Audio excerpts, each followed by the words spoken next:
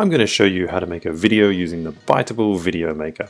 Now the easiest way to make a video with Biteable is to start with a template. You'll see there's a big variety of styles and uses to choose from. Now you might be asking, what is a template? A template is basically a video that we've made for you with a certain style and a certain kind of content that you can edit and change however you like. Now I'm going to show you how to do that. I'm going to choose a business promo down here and I'm going to choose this video of a chameleon. I'll hit edit video to get started. Once your video opens for editing, you can preview the first scene by clicking this small play button here. And then if you've decided, this isn't the right background for me, then to change your background, it's as simple as clicking on the background. And then over on the right hand side, you hit replace background. And now here you have a big choice. There's around about 800,000 videos to choose from, more than 1 million images, or if you have your own content, then you can also choose to upload using this upload button on the left. I'm going to go with a video. Let's say I wanted to convert this video into something for a building company. So I'll just type in the word builder and then I'll choose this one here. And now that I've replaced my video footage in my scene, I can then watch that by again pressing the play button.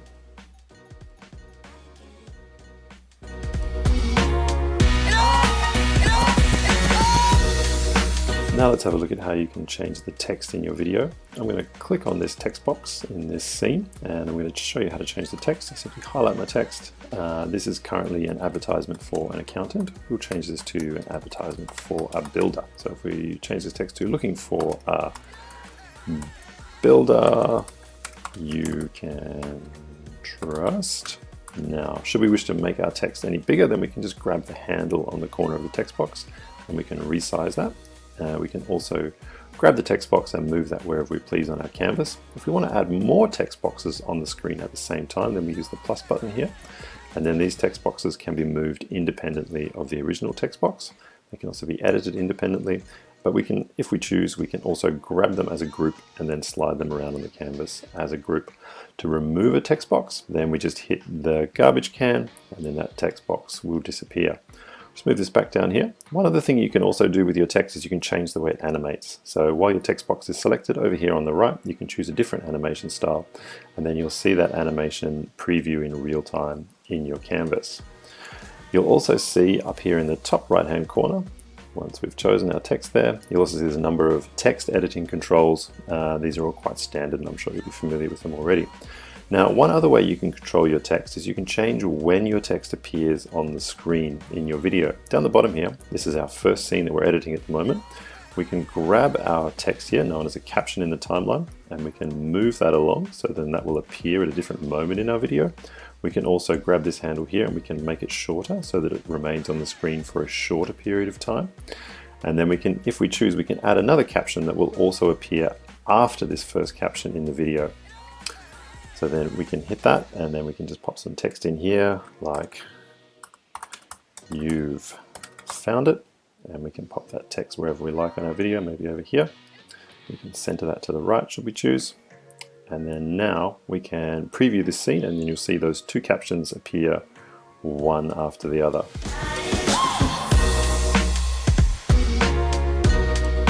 Something else you may wish to do is add a logo or an image to your video.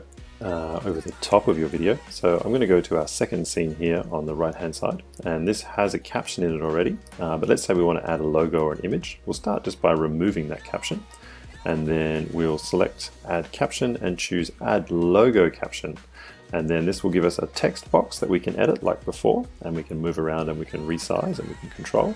And then it also gives us space to add an image or a logo. You can choose to upload your own image or logo, or you can select one you've already loaded. You can, as with the text, resize that on the canvas. You can move it about. And another option that you also have is that you can edit the way that appears. If you hit adjust logo, then you can change how large it is within the frame. And you can also move it around for fine tuning, and you can choose a different border shape. Should you want to have multiple images or logos on the screen at the same time, then once your logo is selected, hit the plus button and then that will add another logo to the canvas. You can upload or choose an existing one as you did before. That one you can move around and you can also resize as you choose. To remove an additional image or logo, then you use the garbage can as before. Now let's dive into the timeline and have a look how that works. So this video we're editing has two scenes. You can see one scene here on the right hand side in the timeline, and then there's another scene on the left. Up the top here we can see when those scenes appear in our video. These are second markers. Now if we want to make a scene shorter, we can just grab the handle on the right hand side here and slide it, or we can slide it back the other way to make a scene longer.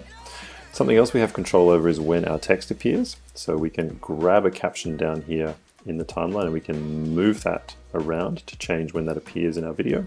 And we can also use the handle on the right to make a caption shorter so that it's on the screen for a shorter period of time. Now, if we want to remove a caption, then we do that simply by clicking the three buttons and then choosing delete caption. What we can also do is add additional captions. So you'll see on the right hand side this small add caption area. If we click on that, then we can choose to add a caption which is just text, or a logo caption which is a caption in combination with a logo or an image. Now something else we might want to do is change the transition that takes place between our scenes. You'll see this small shape down here between the scenes. If we choose that, then a list of transitions appears. I'll choose spin, and then to see what that transition looks like, then we hit the play current scene button on the right hand side here, and then we'll see what that transition looks like. We can choose another transition as well, which is ripple, and then we'll see how that looks in the same way. Now, once you're happy with these scenes and your transition, then you can add additional scenes using this Add Scenes button on the right-hand side. Now, when you choose to add scenes, there's a big range to choose from. You can choose an animation, as you see here. Each one of these folders has a number of animations within it. You can also choose a video or an image. There's around 1 million images to choose from and 800,000 videos. You can use the search bar to find all those. And it's also possible to upload your own content using the upload button, your own image or footage.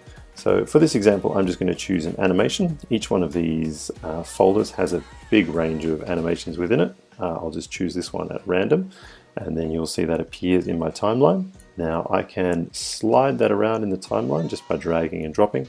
And as I showed you before, I can change the length of that scene, or I can control the captions. If I wish to remove a scene, then I just choose these three dots down the bottom here and then select delete scene, and then that will be removed from my timeline and I can continue editing my video.